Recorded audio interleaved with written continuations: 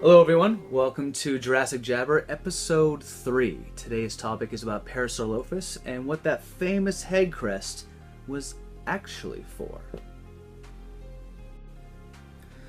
First of all, I just want you to know that this particular episode and topic is by request, so Justin, thank you very much for your suggestion. I know you're watching, keep up the suggestions for me, I love this. For the rest of you, again, thank you for watching. So you know, I am not a paleontologist, I'm not a geologist, I'm not a biologist, I'm not an ologist of any kind.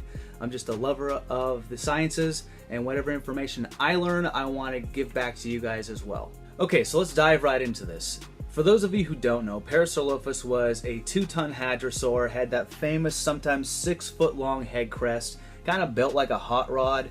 2 tons, 35 feet long, could run roughly around 25 miles per hour. Walked on all 4 legs, but would run on 2. Probably about 8 feet tall at the head on all 4s. If it helps when it comes to a perspective, it was about 4 car lengths long and weighed about as much as an armored van. This giant hadrosaur lived about 76 million years ago in the late Cretaceous period. It was discovered first in 1922 in Alberta, Canada by a Dr. William A. Parks. The name Parasaurolophus, or Parasaurolophus, potato, however you want to say it. A what? The one with the big red horn, the pompadour, Elvis. Actually means crested lizard.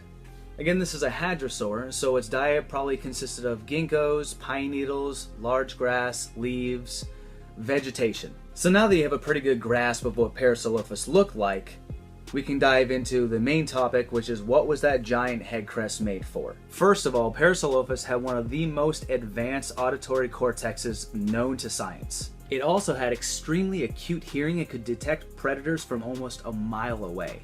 Okay, the crest. The crest contains the animal's naval cavity.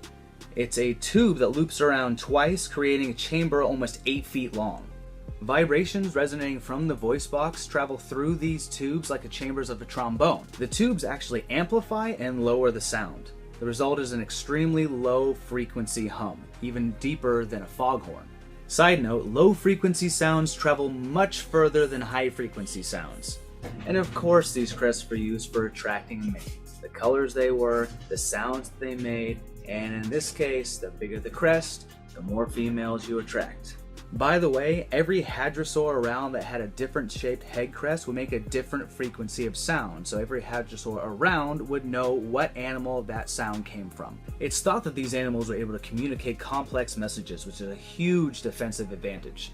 These animals were able to warn each other of dangers by sending off alarm calls. Animals with lesser brains and auditory cortexes would not be able to warn the herd of oncoming dangers. So obviously these hadrosaurs learned quickly that there is safety in numbers. Parasaurolophus was a very social hadrosaur, and its remains have been found next to dozens of others.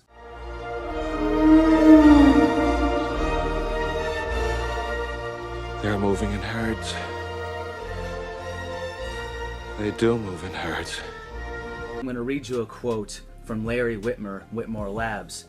He states, "If you were to get a couple dozen Parasaurolophus together resonating at the same time, it's believed that the combining low-frequency waves would knock an animal off its feet, or cause a large predator like T-Rex to have a massive headache. These animals could generate sounds that could literally knock you off your feet."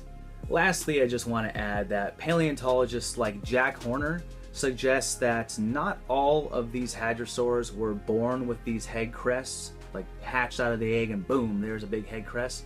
They developed over time. Like they hatched and there really wasn't a whole lot there, and then over the course of their lives it got bigger and bigger and bigger, kind of like a buck and their antlers. So this is how these hadrosaurs were able to determine the differences between an adult and a juvenile. Also, scientists have actually recreated with 3D printers the resonating chambers of a Parasaurolophus.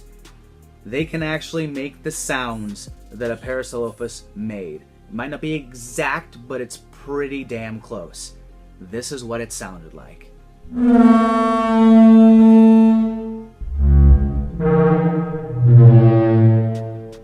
In closing, thank you all again for watching Jurassic Jabber episode 3. Thank you, Justin, for the suggestions. I'd love to see some more comments down below. The last one did pretty damn well. I want more suggestions, more comments. Keep them coming. Thank you guys very much. Ben from Jurassic Jabber.